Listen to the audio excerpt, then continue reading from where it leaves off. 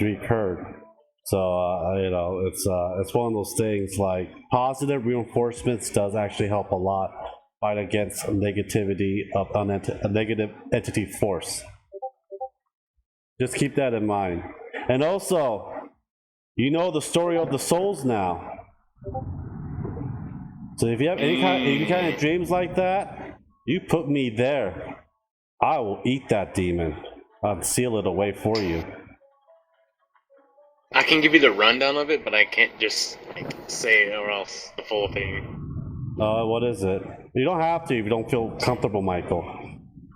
So whenever I was younger, I used to see these shadows on my walls that would dance around the room for like a couple hours before I go to sleep every night for like almost an entire year, and they just stopped, disappeared one time after my little sister was born, and a couple years later, she started screaming and yelling, and I went into the room and I asked her about it, and she said she's seen people dancing on the walls.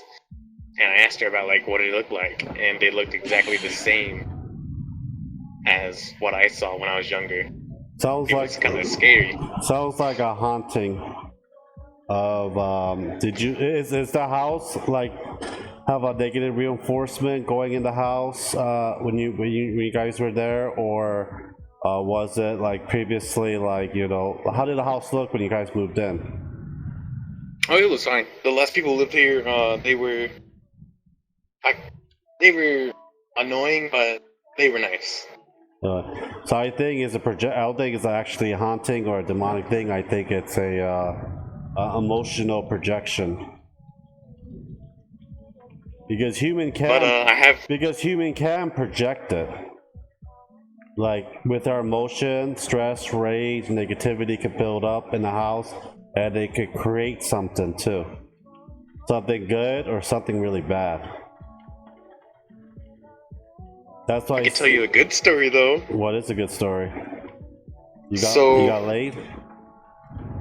no, it's kind of like a ghost story, but it's kind of a good ghost story. Oh, go for it. My neighbor, their names are let's just name them Youngs, and So they're Chinese? Oh yeah. Yeah. My neighbor, there was a husband and wife, and the wife died of old age, and the husband was so depressed that he committed suicide. And my new neighbors came in, and the wife, every time that she heard someone cuss, she would smack him on top of the head. Yeah. And nobody knew that except for us. And one day, my neighbor, she said like, "Oh fuck, I forgot the mail," and she got hit in the head by something. And they didn't know what it was, but all I know is that the husband and wife are looking over the house. That's actually a good malevolent spirit, but if they stay in what I read and research, if they stay here long enough, they can become corrupt. Oh. They can attract other entities into the house.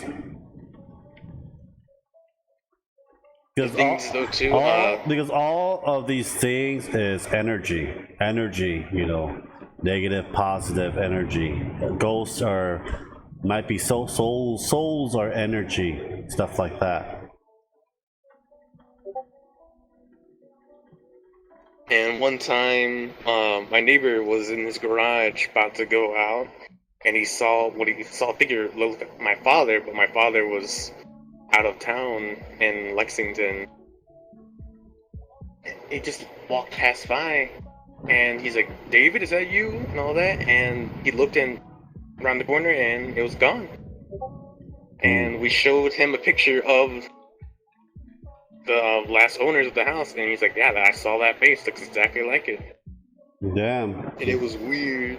Yeah, I bet it was. You know, but they gotta be careful too. You don't want them to overstay its welcome, but you don't want to also piss them off too at the same time. Oh, okay. May want to have a Catholic priest to come in the house and bless the house. and put in 4 Archangel Silver blessed coins in each corner of the land. Just a heads up. Okay. You enjoying this, Lucario? You haven't said a word. Yeah, it's interesting. I'm just like, whoa. Do you believe some of them? Do you believe all of them? Or you could be truthful to me. I mean, they all are believable. I'm just like, whoa. Yeah. Do you believe all majority of my stories? Yeah. How can you tell? I don't know. Yeah. Tell you the truth about those souls stuff, it is actually true. But I have no idea how they're able to do it. But I do have it on paper. But I also put down that if I die, their souls are released. So basically, I keep their souls as safekeeping. So if they go to temptation, they will not go to, towards the end of their life, they will be finally judged. Like if you commit suicide, you go straight to hell. Isn't you? That's obvious. Yeah, so stuff like that. That's why dire situation only. Don't you know why the chicken crossed the road? Because he's running away from because he saw the colonel. Well, no, that's the joke. The chicken crossed the road. He tried committing suicide. No, it was also the colonel's chasing after him. Oh yeah, well that one too. Gotta get that chicken. Gotta fry it somehow, right? Gotta feed you. The farm story is a true story. It's from my dad's mouth. I actually saw this house. You could actually Google the house too. It's still there. It's renovated now, but I see people here and there, but no one stays there that long. And I talked to my relatives here sometime in South Carolina. They were offering me to live in that fucking place. I'm like, no. Hell no. There's a lot of family haunting story because like I said, our family been here before the Revolutionary War. So a lot of the people in America, they're like their grandfather came here or their great grandfather came here, something like that as well. There's only like a very few handful of people that you can actually trace your family all the way before the Revolutionary War and so forth as well.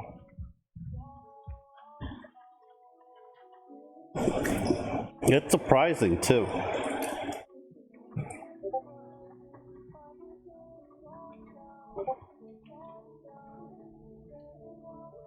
So let's see. I got one more story. I think that's all the story I'm gonna tell. I'm gonna save some more for like towards Halloween. One is in San Leandro, California. I lived there for a very long time. My dad had a house there. Our house was actually marked as a art historical house. It's made by a famous architect there. It's 1594 Gilmore Drive. That's the actual address if you want to go to the library and research it for it. There's actually a death in that house. Basically, there's a lot of Scottish people, Irish and Scottish people living in that time in our community. Our community were the cherries. We had a lot of cherry trees over there. So the architect built it, and he did not get paid. He got swindled by an Irishman, and from that he got pissed, and they ended up, he'll get that person back one day for not, for building and not getting paid. The guy died. The architect died. So an Irish couple, lived there, and lived there for years. And basically, it was an old man that died on the floor. They found an autopsy in that house with his eyes, looks like someone put each of their thumbs into their eye socket all the way in, right down on the floor. And basically, the guy's hand was filled with a fistful of hair. So that was when DNA tests actually started being like it's brand new to them and stuff like that. So they got it. It takes about several months to do DNA tests because it's still a new process back then. Because DNA was first discovered, I believe, in the 1970s. And then there's another house that's built by an architect. It was a middle-aged man. They're asked about 80, supernatural stuff like that, investigation. It's like, no, not really. Then the next few days later, same thing happened to this middle-aged guy. Eyes all the way through his eyes been pushed all the way through. Looks like two thumbs going into it. A hand full of hair. Then the last one is basically another Irish family, but this time was a younger gentleman, like in his 20s. Same questions, and next few days, eyes were turned in. Then at that time, these hair were very similar, and DNA test came back in. Came from this architect that built these houses and had been buried here, buried in San Leandro. So they went in, and then they went to the crypt, and they opened the body, but they think that some serial killer was actually killing these Irish people, from some kind of grudge. Opened it, and the casket was empty. Until this day, we don't know what really happened. There's also another one. If you actually Google San Leandro Sausage King, right? The San Leandro Sausage King. This is actually true. This is recently. This is when I was, I believe, like when I was a kid. There's a huge sausage factory in San Leandro. And basically everyone loved their sausage, loved his sausages and stuff.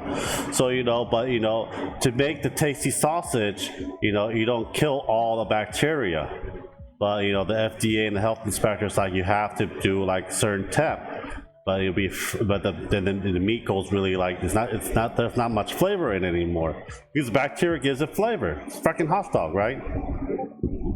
So they threatened to shut down his factory and everything else. This guy went berserk and got a cleaver and a gun, killing people, running like a madman, killing people down the street. Yeah, Google it. Sausage King, San Leandro of California. Oh, there's another one in San Leandro too. When a guy they were finding female bodies in a dumpster. The female ladies were missing in this city, and I lived there for a long freaking time, and there were all these female missing, and one thing they found skeletal bones of human remains outside of this. I believe it was another hot dog place too. That basically, and the guy didn't know anything else. When the policemen were there questioning the owner, eating the hot dog.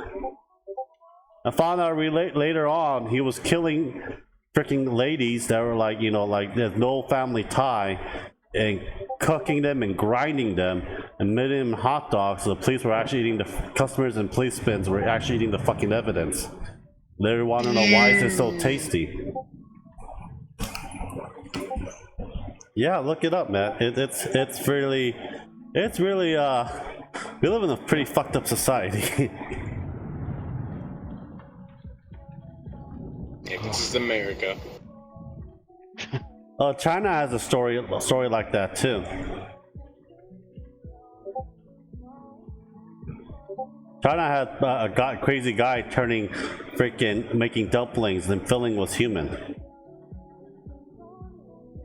One of my neighbors once told me that when he was younger, he used to go around neighborhoods and collect cats and dogs that were on leashes and all that, and give it to a Chinese restaurant.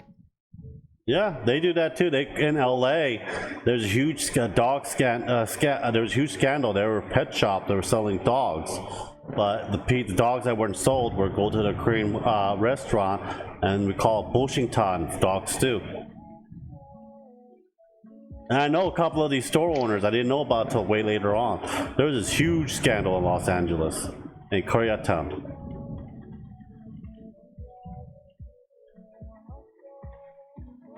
So yeah, I hope you enjoyed the story. It's crazy. Mm-hmm. Yes, world full. Any crazy spooky experience you ever had? I had nothing like that. No. You've been blessed. Sadly, yes. But I can make even more of a blessing if you sign a contract. I'll come to Canada for some poutine. Some blood poutine.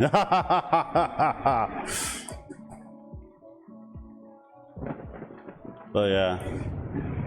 He's poking his head out. Yeah. Let's go. I got a lot more actual true creepy story when it get closer to Halloween. And I'll do like a live stream of it and telling stories and stuff like that. And let people pass around their stories as well. There's a lot of mythology I know too. I know that over here, our mythical creature is the goatman in South Carolina. I don't know what's in Georgia though. You know the one. What's the mythical creature in Georgia? Like those. I know of the Ghost Tower, I think it is. It's like a little statue by the side of a road, and if someone touches it, they get struck by lightning and die. I think that's how the story goes. Wow, have you seen one? It's someone actually hit it with their car and they died. Wow. Like not too long ago. Is it still there? No, it's destroyed. But no one wants to touch it because of they don't want to get cursed as well. Like how is it that the car just fully destroyed it? That's why they died, or what? I don't remember how it went. All I know is that it was in like pieces, and no one wanted to touch any of the stones or rocks at all, not even get near it. So they just left it? I mean, yeah. Yeah, over here. But someone has to clean it up, though. Yeah, but someone is. I think there's like it's weird. Like Maryland was the bunny man. Texas is the Crybaby Bridge. And I went to the Crybaby Bridge. I didn't have baby powder though. You know the story of the Crybaby Bridge? No, I've never heard anything. You can probably Google it, but it goes like back then a woman was in a carriage and the carriage fell over and the baby fell in the water with the mother, and the mother lost the baby and tried to find the baby, and the mother killed herself, and at night you'll hear a baby crying by the bridge as well. And the story goes that if you have a child and basically you leave that car for a while, your baby will be disappeared. And there are like we have Bigfoot. Huh? We have Bigfoot. We do too. Bigfoot's like all part of the east coast of California. So like they have like these you see videos of people putting baby powder in the back of their car and just putting the car in neutral, and the car gets pushed like forward as well to go across the bridge. And when you go across the bridge and you stop the car, in the back of the car is like handprints of children's.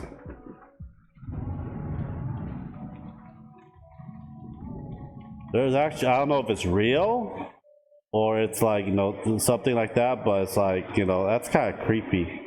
That's why I want to try it, but we didn't have any fucking baby powder. Yeah, that's something, alright. Whoa. Yeah. A Loch Ness. We have our own sea monster. That's Scotland. They found what? Alti the sea monster. There was one that they found like a makeshift Loch Ness monster that got washed off the lake there once. That was like a spoof for a long time. But they went back there with sonar, powerful sonar. They can go down deep in, dive deep in the water, but they couldn't find anything. I don't really believe in the Loch Ness monster in that small lake. No, you'll see something if it was that small lake. In my opinion.